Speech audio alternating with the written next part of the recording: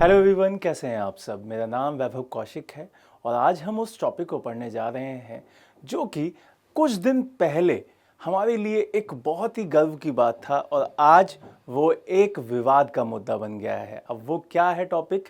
वो टॉपिक है हमारा छत्रपति शिवाजी महाराज की वो प्रतिमा जो कि हमारी एक झील के किनारे लगाई गई, पैंगोंग झील के किनारे, और उस पर विवाद हो गया है। अब उसको पूरा समझते हैं, बढ़िया से उस पर बात करते हैं और उसके सारे फैक्ट्स को जानते हैं।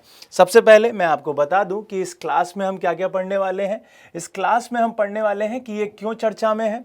दूसरा, कि पैंगोंग झील के पास जो स्टैचू लगाई गई है छत्रपति शिवाजी महाराज की, उसकी कितनी हाइट है, किसने लगाई है, किसने बनाई है, वो सब कुछ उसमें पढ़ेंगे। तीसरा, वो जो एरिया LAC कहलाता है, उसके पास चीन को आंख दिखाते जो छत्रपति शिवाजी महाराज हैं, वो क्यों विवाद में आ गई, उस मूर्ति पर क्या विवाद का मुद्दा ऐसा बना जिस पे ये बात हो रही है। दूसरा, फिर यहाँ से छत्रपति शिवाजी महाराज के बारे में बात करेंगे और फिर लास्ट में हम एक प्रश्न को दे के जाएंगे जो कि आपके लिए जरूरी है। क्लियर है ये बात? तो इस पूरे सेगमेंट में हम इन पॉइंट्स पर बात करेंगे। चलिए अब देखते हैं सबसे पहले कि विवाद का मुद्दा क्या है और ये न्यूज में क्यों है। न्यूज में इसलिए है क्योंकि छत्रपति शिवाजी महाराज का जो स्टैचू है वो कहां पे लगाया गया था? पैंगोंग झील के पास लगाया गया था और इस पे विवाद उत्पन्न हो गया है। विवाद क्यों उत्पन्न हुआ है? एक व्यक्ति है स्टान जिन, क्या नाम है? स्टान जिन। अब उन्होंने कहा है कि भाई आप हमारे लेह एरिया में आए हैं, या ये कहूं आप लद्दाख में आकर हमसे परमिशन ही नहीं लिए, हमारे समुदाय से परमिशन नहीं लिए कि यहाँ पे मूर्ति लगाने जा रहे हैं। आपको बताना चाहिए था। पहला पॉइंट उनका ये है। दूसरा पॉइंट उनका ये है कि भाई आप यहाँ के एनवायरनमेंट को खराब कर रहे हैं। क्लियर है ये बात? तो ये बहुत ज्यादा अब मुद्दा वहां पे गरमाने लगा है। अब इसको देखते हैं थोड़ा सा इसके बारे में डिटेलिंग कि छत्रपति शिवाजी महाराज की जो मूर्ति वहां पे लगी है वो कहां पे? आपको पीछे जो एरिया दिखाई दे रहा होगा वो कौन सी लेक है? वो पैंगोंग लेक है जो कि बॉर्डर पे पड़ती है, LAC वाले एरिया में पड़ती है। लाइन ऑफ एक्चुअल कंट्रोल जो चाइना के साथ बॉर्डर को साझा करता है, ये उस एरिया में पड़ती है। क्लियर है ये बात? आप सभी को पता है कि छत्रपति शिवाजी महाराज पूरा पैन इंडिया हीरो हैं। ठीक है, तो अगर हम देखें कि लद्दाख से लेकर तमिलनाडु तक पूरे भारत में छत्रपति शिवाजी महाराज जैसा कोई वॉरियर अगर हम देख पाए तो हमें बहुत खुशी की बात होती है कि हाँ भाई, हमारे देश के एक हीरो रहे हैं और छत्रपति शिवाजी नाम है उनका। ठीक है, तो ये चीजें आपको ध्यान देनी होगी। अब यहां पर आपको थोड़ा सा इसके बैकग्राउंड में लेके चलूं तो भारतीय सेना ने, किसने लगाई है वो? भारतीय सेना ने लद्दाख में भारत चीन सीमा पे, जिसे हम LAC कह रहे थे, उसी पर क्या लगाई है? वहां पे एक लेक है जिसका नाम है पैंगोंग लेक। ठीक है, तो पैंगोंग लेक पर छत्रपति शिवाजी महाराज की प्रतिमा लगाई थी। अब वहां पे क्या हुआ कि एक तो ये भी आपसे याद रखिएगा, ये क्वेश्चन भी पूछा जा सकता है कि ये कौन सी इन्फेंट्री ने लगाई है? तो मराठा लाइट इन्फेंट्री ने लगाई है। ये अपने आप में इंपॉर्टेंट हो जाता है।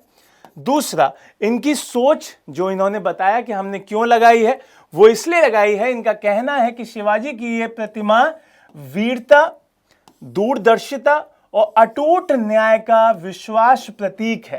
तो यह भी पूछा जा सकता है कि सेना ने किन शब्दों का यूज किया है। तो आपको ध्यान रखना है कि वीरता और अटूट न्याय और दूरदर्शिता, ये 3 शब्दों को ध्यान रखिएगा। दूसरा, आपको यह भी पूछा जा सकता है कि इसकी हाइट क्या है। हाइट अपने आप में एक इंपॉर्टेंट मुद्दा हो जाएगा कि भाई हाइट कितनी है। तो इस पूरी प्रतिमा की हाइट है 14,300 फीट।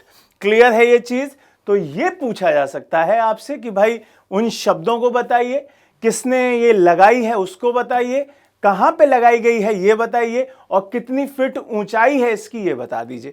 तो ये चीज आपको दिखाई दे रही होगा।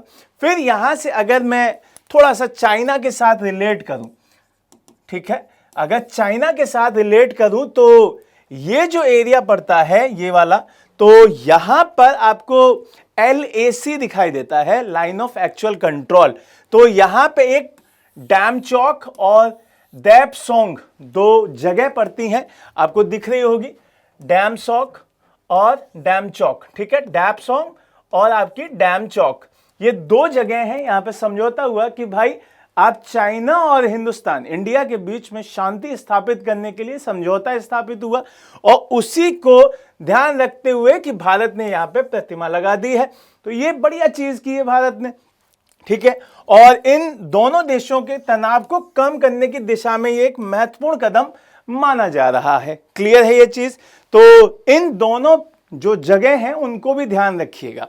फिर यहां से आगे बढ़े तो अब यहां पे थोड़ा सा आपको पैंगोंग झील के बारे में जान लेना होगा, ठीक है। अब ये मतलब ये जो प्रतिमा है वो कहां लगाई गई है? इस एरिया में लगाई गई है, क्योंकि ये एकदम बॉर्डर का एरिया है, यहां पे ये लगाई गई है। और यहां से आप जब देखोगे ये पूरा सेगमेंट, क्योंकि चाइना के साथ भी भारत की सीमा बहुत बड़ी साझा होती है, आपको ये पता है ना कि इंडिया के साथ सबसे ज्यादा बांग्लादेश, फिर चाइना, समझ रहे हैं, सेकंड नंबर पे चाइना ही आता है। तो इस वजह से आपको ये भी याद रखना है कि टोटल 4056 किलोमीटर की सीमा साझा होती है, जो कि आपके लद्दाख और आपका हिमाचल, उत्तराखंड, क्लियर, उसके बाद सिक्किम और अरुणाचल प्रदेश, ये पांचों राज्य आपको याद रखने हैं कि चाइना के साथ अपनी सीमा को साझा करते हैं। अगर एलएसी की बात की जाए तो इसकी फुल फॉर्म होती है लाइन ऑफ एक्चुअल कंट्रोल, जिसे चाइना 1993 में आधिकारिक तौर पे एलएसी के बॉर्डर पे मानने पे राजी हो गया था। जब ये वॉर हुई थी उसके बाद से ही उसने फाइनल किया 1993 में कि हाँ चलो हम यहां तक का एरिया एलएसी में मानेंगे। और वो है कौन सा एरिया? ये वाला एरिया, क्लियर है। तो इसके इधर इधर चाइना है और इसी लाइन को हम एलएसी कहते हैं, ये चीज आपको ध्यान रखनी होगी। वैसे इससे आगे की लाइन को हम मैकमोहन लाइन कहते हैं। चाइना के साथ आपसे पूछा भी जाता है कि चाइना के साथ जो बॉर्डर साझा होता है उसका क्या नाम है, तो उसका नाम मैकमोहन लाइन है, लेकिन वो पीछे है, इससे आगे की लाइन एलएसी है। क्लियर हुई इतनी चीज? फिर इससे आगे चलते हैं। अब यहां पर ये जो पूरा एरिया पड़ता है कि भाई जो आपका एलएसी वाला हिस्सा है वो ये है, ठीक, और ये आपकी पैंगोंग झील ये दिखाई देती है। क्लियर है ये? तो यही आपको ध्यान रखना है कि भाई हमें लोकेशन भी पता चलती रहनी चाहिए, और इसका बहुत फायदा होता है जब आप मैप के थ्रू चीजें पढ़ते हैं तो उसका बहुत फायदा होता है। तो ये सब ध्यान रखिएगा। और ये एलओसी वाली लाइन है भाई, ये एलओसी की लाइन है, इसको भी ध्यान रखिएगा, ठीक। तो ये बहुत इंपॉर्टेंट मुद्दे हैं, इनको आप सामरिक दृष्टि से बहुत अच्छे से समझना आपके लिए जरूरी है। आप जब एग्जाम देने जाते हैं और इस तरीके के मैप्स अपनी कॉपी में बना सकते हैं तो बहुत ज्यादा आपके पेपर में पूछा जाएगा कि भाई बताओ कि ये जो शिवाजी महाराज की फोटो है या प्रतिमा है वो किस तरीके से हमारे फौज के मनोबल को बढ़ाती है, आप इसमें कुछ शब्द लिखें तो आप इस तरीके से समझा सकते हैं। क्लियर है ये चीज? आगे बढ़ें तो अब कुछ बातें शिवाजी महाराज के बारे में जान लेते हैं। छत्रपति शिवाजी महाराज बहुत इंपॉर्टेंट व्यक्ति हैं, जो कि अगर मुगल साम्राज्य को पढ़ रहे हैं तो औरंगजेब के सामने एक छोटा सा एरिया हुआ करता था और उसको पूरे भारत में फैलाने का श्रेय अगर किसी का जाता है तो छत्रपति शिवाजी महाराज को जाता है। तो उनके बारे में थोड़ी सी बात कर लेते हैं छत्रपति शिवाजी महाराज के बारे में। इनका जन्म 19 फरवरी 1630 में हुआ था, और कहां पे हुआ था? शिवनेरी फोर्ट में हुआ था, जो कि पुणे में पड़ती है। दूसरा, इनका फुल नेम, इनका पूरा नाम आपको ध्यान रखना होगा। तो इनका पूरा नाम क्या है? शिवाजी राजे भोसले। तीसरी बात, इनके पिताजी का नाम शाहजी भोसले था, यह भी पूछा जाता है आपसे। 2-3 लाइन लिख देगा, उसमें पूछेगा कि बताओ भाई इसका आंसर क्या है। दूसरा, ये बीजापुर सल्तनत में क्या थे? एक सेनापति थे, मराठा सेनापति थे। इनकी माता का नाम भी कई एग्जाम में पूछा गया है, जीजाबाई इनकी माता का नाम था। दूसरा, इन्होंने 15 साल की उम्र में, मात्र 15 ईयर ओल्ड बॉय थे ये, तो इन्होंने क्या कर लिया था? तोरण का जो फोर्ट था उसको जीत लिया था। तो हम लोगों को देख लीजिए, हम लोग 15 साल की उम्र में सोचते हैं कि हम क्या पढ़ें, इन्होंने ये फोर्ट जीत लिया था, ठीक है। फिर उसके बाद इन्होंने बीजापुर के आदिल शाही की सल्तनत में एक बड़ा हिस्सा भी जीता था। तो यहां से एक आगे अभियान किया गया, तो उसके बाद इनका फिर राज्याभिषेक किया गया। और राज्याभिषेक कब हुआ? 1674 में इनका राज्याभिषेक हुआ। और कहां पे? रायगढ़ के फोर्ट में। क्लियर है ये चीज? अब इनकी डेथ का अगर टाइम देखा जाए तो इनकी मृत्यु जब हुई है तो वो ईयर रहा है 1680, 3 अप्रैल। ठीक है, तो 3 अप्रैल 1680 में इनकी डेथ हो गई थी। तो ये पूरा कालखंड किसका है? छत्रपति शिवाजी महाराज का है। क्लियर है ये चीज? तो ये आपको छोटी छोटी सी जो चीजें हैं छत्रपति शिवाजी महाराज की वो पता होनी चाहिए। अब इसके बाद थोड़े से उनके प्रमुख बैटल्स हैं, उनकी वॉर है, उनकी लड़ाइयां हैं, ये भी आपके प्रीलिम्स के लिए बहुत इंपॉर्टेंट है। इसका सीक्वेंस बहुत इंपॉर्टेंट है। जब आप यूपीएससी 2025 देने जाएंगे तो ये प्रीलिम्स में क्वेश्चन पूछा जा सकता है। 4 आपको वॉर दे दी जाएंगी, आपसे बोलेगा कि इसको सीक्वेंस में लगाइए।